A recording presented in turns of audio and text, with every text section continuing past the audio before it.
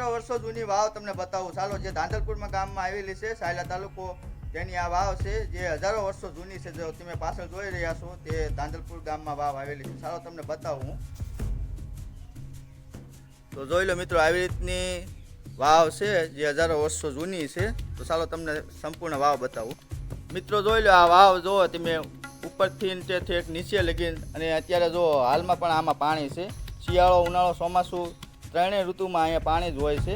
આમાં પાણી કોઈ દિવસ ખૂટતું નથી અને બારે માસામાં પાણી ભરેલું જ રહે છે. જો આવી રીતની સંપૂર્ણ વાવ છે.